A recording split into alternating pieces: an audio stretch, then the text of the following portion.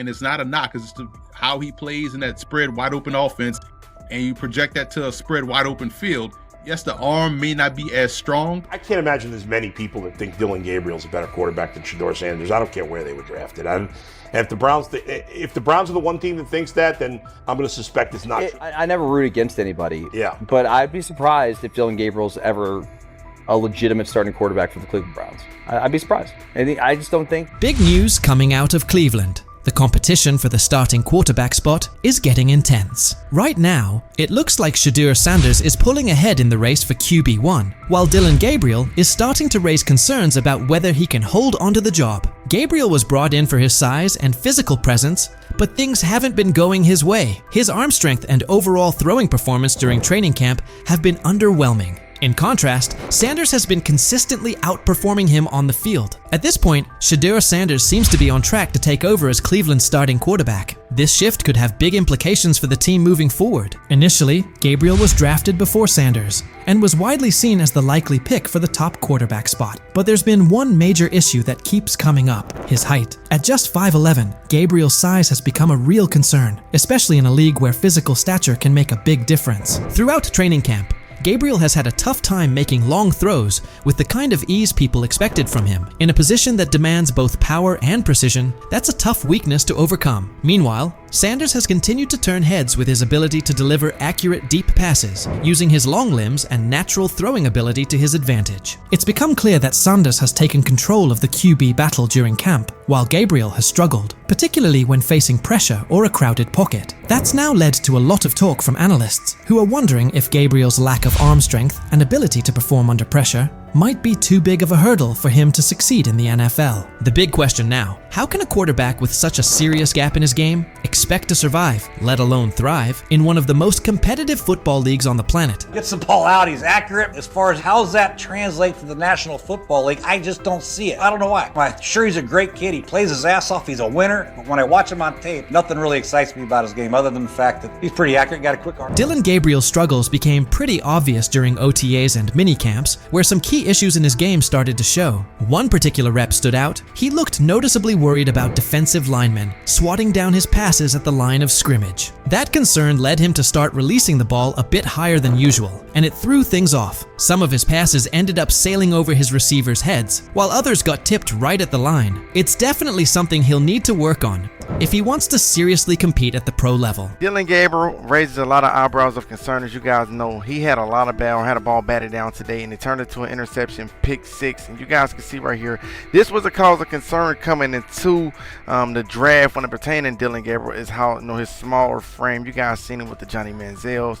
Just kind of with those guys, the smaller frames, getting balls batted down to the line, ultimately turns into interceptions. That being said, both Dillon Gabriel and Shedeur Sanders have things they need to work on. Neither of them is flawless, and the quarterback competition is still very much alive. Sanders has shown more consistency throughout camp, but nothing is set in stone just yet. Both quarterbacks are still in the running, and the battle is only getting more intense. While Gabriel was having his share of mistakes, Sanders was out there dropping dimes during practice. His throws were on point, showing off some serious precision and smart decision-making. One play in particular stood out. He connected with his tight end on a corner route near the back pylon. It was a tight window, with a linebacker trailing, and the receiver pressed at the line. But Sanders placed the ball perfectly. It was a textbook read. As soon as the safety bit on the short route, Sanders quickly recognized the one-on-one coverage and took the deep shot without hesitation. That kind of situational awareness, paired with his accuracy, is what's giving him the edge right now. There's even been some chatter that Cleveland may have picked up Dillon Gabriel just to block another team from grabbing Sanders. According to reports,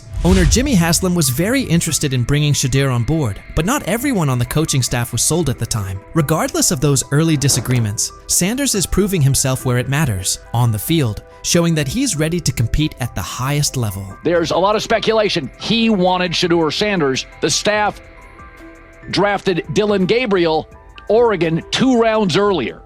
And they were doing that not because they necessarily loved Dillon Gabriel, they liked him, but they thought it would stop their impulsive owner from forcing them to draft in round 4 Shedeur Sanders. One thing that's really helped Shedeur Sanders stand out is how well he communicates on the field and takes charge of his teammates. His leadership and calm under pressure have pushed aside any lingering doubts about his potential, and he's steadily climbing to the top of the QB competition. The progress he's made in such a short span is making the coaching staff take a second look at their original plans. At this point, it's becoming clear that Sanders is making a serious case to be the future face of the Cleveland Browns. But it's not just the coaches he's winning over. Fans are fully backing him too. Across all age groups, people are showing strong support for Sanders, with many calling for him to be named the starting quarterback. His exciting playstyle, paired with his natural leadership and magnetic personality, has really struck a chord with the fan base. There's a noticeable buzz building around the idea of him leading the team, and fans are clearly invested in his journey. The hype isn't just about what he could become, it's about the energy and spark he's already bringing to the team.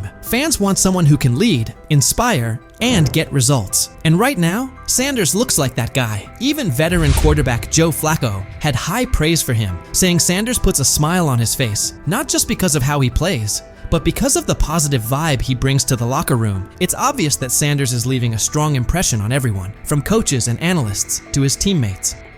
I don't know if it has an impact on much, but Shedeur's been great. I mean, he's a lot of fun to be around in those meeting rooms, and I think so far there's been, at least once in the meeting room that he's made me crack a smile, and that's what it's all about. He's a young guy trying to learn some football and come out here and practice well and do those things. And like I said, he's been a lot of fun. I mean, he's come up to me and. As the quarterback race in Cleveland picks up steam, it's becoming more obvious that Dillon Gabriel is slipping out of serious contention for the starting role. He came into camp with high hopes, thanks in large part to his size and athleticism, but his recent showings have raised some red flags. Gabriel's inconsistency with deep throws, especially when under pressure, has exposed a major weakness that's tough to ignore. Even with his solid build and physical tools, Gabriel just hasn't shown the kind of arm strength and accuracy needed to compete at the NFL level. His inability to stay composed and deliver under pressure has only fueled more concern about whether he can really hold his own in this league. Meanwhile, Shedeur Sanders is quickly climbing the depth chart, not just because of his standout play, but also due to his physical strength and mental grit. Sanders has been throwing with confidence and precision, even under duress, and he's consistently making smart reads when it counts. His accuracy and decision-making have really popped during training camp. What's more impressive is Sanders' commitment. Even without getting most of the first-team reps, he's stayed locked in and kept a disciplined approach. That work ethic, paired with his upbeat personality and leadership qualities, has earned him the respect of both his coaches and teammates. He's become a favorite among the fans, not just for what he's doing on the field, but for the energy he brings to the team overall. With Gabriel continuing to struggle, Sanders is clearly setting himself apart, not only with performance, but with presence. So now the question goes out to Browns fans. With Gabriel trying to find his footing, and Sanders making a strong push with solid play and leadership, who do you see taking over as QB1? Are you holding out hope that Gabriel bounces back? Or do you think Sanders is the obvious choice to lead this team into the future? Let us know what you think and who you're backing. An opportunity now in Cleveland with a quarterback situation that, honestly, he can come out of and win the job. I think he'll do well. I really do. I think the kid works really hard. I think he loves the game of ball. And when it comes down to it, if you have a guy like that loves the game, obviously growing up around it his whole life, I think he'll be successful. He has a tremendous luxury to change plays at the line of scrimmage and what he sees. But you got to take into account that this kid has started every game in his high school career. This kid has started every game in his college career but one. He's seen a lot of football. So it's not too many complex defenses that you could throw at him that he hadn't seen. He's seen all of them. What happened behind the scenes in Miami last week left NFL scouts, general managers, and team owners completely shocked. Shedeur Sanders put on a performance that was so sharp, so precise, that even the most experienced talent evaluators, people who've been doing this for decades, are now second-guessing everything they thought they knew about quarterback play. The buzz started quietly on Tuesday. By Friday, it was all anyone in football circles could talk about. And now it makes total sense why Deion Sanders has been so confident about his son's NFL future. What you're about to hear could seriously shift the way you see the 2025 NFL Draft. But before getting into the details of that private session, take a second to think about this. How many times have we seen quarterbacks hyped up only to fall apart under real pressure? How often do college stars shine in the NCAA, but fold when they step into the NFL's high-stakes environment? The league's history is full of QBS who looked unstoppable in college, but couldn't cut it at the next level. That's exactly why what Shedeur did last week is so unbelievable. This wasn't a flashy highlight reel against weak college defenses. It wasn't a carefully edited clip designed to go viral. This was a real, high-stakes NFL-style workout, with all the pressure you can imagine. Here's what we know. About 3 weeks ago, word started to get around that Shedeur had scheduled a private workout in Miami. But this wasn't just any workout. It took place at a top-tier training facility, the kind of place where legends like Tom Brady and Aaron Rodgers go during the offseason to sharpen their skills. It's a spot known for its privacy and intensity, far away from media noise. But here's where things got really serious. Shedeur didn't just bring in a few position coaches or local scouts. He invited the big names, the harshest critics. These were evaluators who don't get impressed by flashy stats or famous families. Think former NFL defensive coordinators who've built entire careers on shutting down elite QBs. Think scouts who've analyzed everyone from Peyton Manning to Patrick Mahomes. And they all showed up, every one of them. Inside the facility, the vibe was intense. 15 NFL decision makers, execs, scouts, and coaches were spread across the field. Clipboards out, stopwatches ticking, no smiles, no reactions. Just stone-faced pros who don't hand out compliments lightly. Then Shedeur walked onto the field. No hype, no background music, no cameras trying to catch a viral moment. Just him, carrying the weight of his family name and the hopes of Colorado fans everywhere. The place went silent, and what followed? That's when everything changed. I think he's done a great job. He's a super nice kid. Those guys, the people I work with that interview him and stuff, he's a great guy. He's just got to, he's got to kind of put himself under the radar and work every day, which he seems to be doing. The first drill looked pretty basic on the surface. 40-yard throws to stationary targets. Seems simple, right? Not exactly. These weren't college-level wideouts standing out there. They brought in former NFL receivers, guys who really understand how to create separation and run routes with pro-level precision. These are the kinds of receivers who can truly expose whether a quarterback has what it takes or not. Shedeur steps up to the line. First throw, absolute laser. 40 yards, fast and clean. Tight spiral, right on target, hits the receiver perfectly in stride. Scouts glance at each other, but no reactions yet. They've seen strong arms before. Then comes the second throw. Still 40 yards, but now it's a comeback route, way more challenging. The timing has to be spot on. The throw needs to be out before the receiver even makes his cut. Shedeur doesn't just hit the pass. He reads it ahead of time, releasing the ball before the receiver even turns. When the ball lands right in the receiver's chest, just as he comes out of the break, even some of the veteran coaches are caught off guard.